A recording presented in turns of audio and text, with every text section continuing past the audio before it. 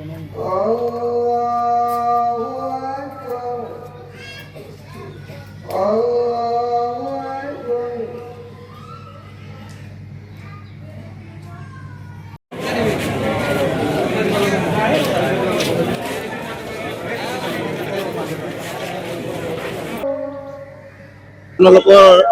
চেনেলৰ যোগেদি অসমবাসী আৰু গোটেই ভাৰতবৰ্ষ বিশ্ববাসীক মই ঈদৰ শুভেচ্ছা জ্ঞাপন কৰিলোঁ। আৰু এই ঈদত যাতে সকলো ধৰণৰ ভাতৃত্ববোধ মিলাপ্ৰীতি চব বজাই ৰাখে তাৰ কাৰণে মই সকলোকে অনুৰোধ কৰিলোঁ। লগতে চৰকাৰে যিটো পদক্ষেপ লৈছে, যিখিনি আমাক পদক্ষেপ লৈছে যে আমাৰ এই ঈদত ছাগলী কুৰবানী দিব লাগে, মই ভাবোঁ যে এইটো এটা প্ৰশংসনীয় পদক্ষেপ। আৰু চৰকাৰে এই পদক্ষেপখিনি লোৱাৰ কাৰণে আমাৰ মাজত যিটো ভেদাভেদ আছিল বা আমাৰ মাজত যিবিলাক কাজিয়া পেচাল হৈছিল, সেই কাজিয়া পেচালবিলাক আৰু এতিয়া দেখা নাযাব। কমেও মিউনিচিপালিটি এৰিয়াবিলাকতো দেখা নাযাব, গাঁও অঞ্চলৰ লাহে লাহে হ'ব। কিন্তু এইটো এটা ধুনীয়া পদক্ষেপ মই ভাবোঁ চৰকাৰৰ তৰফৰ পৰা, আৰু চৰকাৰক মই ইয়াৰ কাৰণে ধন্যবাদ।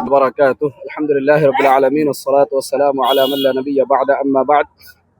সৰ্বপ্ৰথম মই আমাৰ সমগ্ৰ অসমবাসী ৰাইজক, আমাৰ ভাৰতবাসী ৰাইজক, গোটেই পৃথিৱীত য'ত আজি ঈদ উল আজহা উদযাপন হৈ আছে, গোটেই কেইজনক মই আমাৰ অন্তৰৰ পৰা ঈদ উল আজহাৰ শুভেচ্ছা জ্ঞাপন কৰিছোঁ।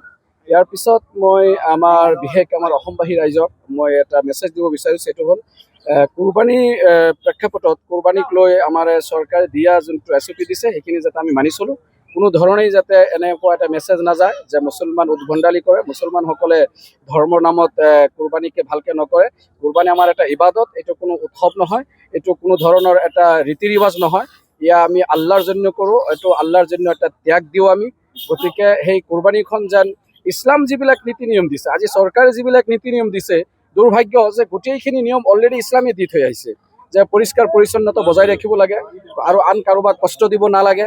সেইখিনি আমাৰ ইছলামে অলৰেডি আমাক কৈ দিছে। কিন্তু দুৰ্ভাগ্য যে আজি আমাৰ মুছলমানসকলক আমি যিবিলাক কওঁ সেইবিলাক নামানে, যাৰ কাৰণে চৰকাৰে বাধ্য হৈ SOP দিব দিছে।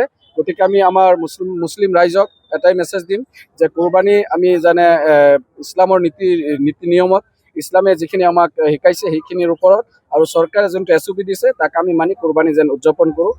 মই সমূহ অসমবাসী ৰাইজলৈ আৰু মোৰ বন্ধুবৰ্গলৈ ঈদ উল জুহাৰ শুভেচ্ছা জ্ঞাপন কৰিলোঁ। লগতে আমাৰ অসমবাসীৰ সকলো ৰাইজৰ এঙাজৰিডাল মজুত থাকে যেন এই মই কামনা কৰিলোঁ। লগতে আমাৰ আজি এই ঈদ উল জুহাৰ আমাৰ কুৰবানীৰ বিষয়লৈ আমাৰ ইয়াত খাচী আমি কুৰবানী কৰিছোঁ। চৰকাৰৰ অনুমতি অনুযায়ী আমি আজি কুৰবানীটো সম্পন্ন কৰিম।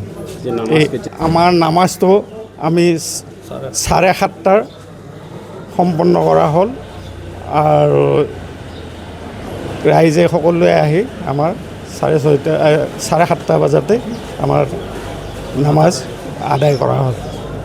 এয়ে মোৰ ক'বলগীয়া। আজি পবিত্ৰ ঈদ উল জুহা, এইটো আচলতে ত্যাগৰ উৎসৱ। প্ৰতিকূল বতৰ, তথাপিতো যোৰহাটীয়া ৰাইজৰ যিমান পাৰে আজি আহি ঈদগাহত একত্ৰিত হৈ আজি নামাজ আদায় কৰিলে। আৰু পবিত্ৰ ঈদগাহ মৈদানৰ পৰা যোৰহাট ঈদগাহ কমিটিৰ ফালৰ পৰা তথা যোৰহাটৰ ইছলামধৰ্মী সকলো ৰাইজৰ ফালৰ পৰা অসমবাসীলৈ ঈদৰ আন্তৰিক শুভেচ্ছা জ্ঞাপন কৰিছোঁ। অনাগত দিনবিলাক যাতে আমাৰ ভাল হয়, সুখৰ হয় আৰু সমৃদ্ধিশালী হয়, ভাতৃত্ববোধ যাতে আমাৰ সদায় অটুট থাকে, তাৰ কাৰণে আজি ইমাম চাহেবেও দোৱা কৰিছে। অতি সুন্দৰভাৱে গড়ালি মছজিদৰ ইমাম চাহেবে আজি নামাজ আদায় কৰিলে, আৰু তেখেতে দোৱাত কৈছে শান্তি সম্প্ৰীতিৰ কথা, সকলোৰে মিলাপ্ৰীতিৰ কথা তেখেতে দোৱাত কৈছে।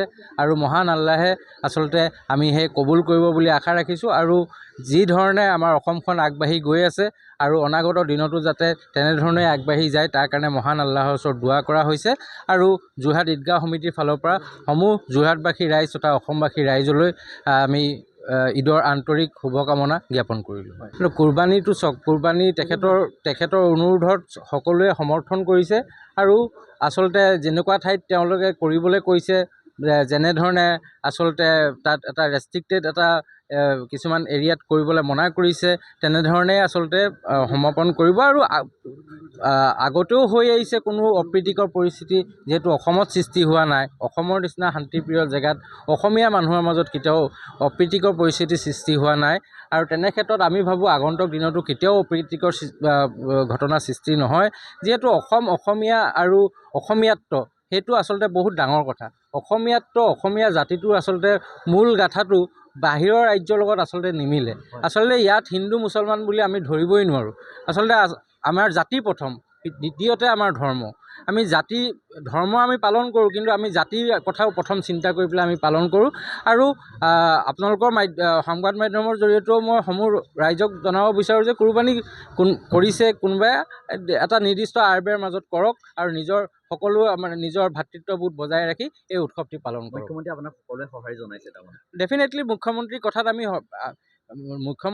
আমি সঁহাৰি জনাইছোঁ। আৰু সেই মৰ্মেই আচলতে সমাজখন যাতে বৰ্তি থাকে, সমাজখনত যাতে অপ্ৰীতিকৰ পৰিস্থিতি সৃষ্টি নহয়, তাৰ প্ৰতি লক্ষ্য ৰাখিয়ে সকলোৱে ব্যৱস্থা লৈছে। আৰু সকলো গুণী জ্ঞানী মানুহ আজিৰ দিনত কোনো আচলতে লিটাৰেচি হাৰটো অসমীয়া মানুহৰ মাজত সাধাৰণতে আমি ভালে সংখ্যক আছে। তো তেনে ক্ষেত্ৰত হিন্দু মুছলমান বুলি কথা নহয়, অসমীয়া জাতিটো একত্ৰিত হৈ থাকিবলৈ সকলোৱে কাম কৰি আছে আৰু আগন্তুক দিনতো সকলোৱে একত্ৰিতভাৱে কাম কৰি যাব।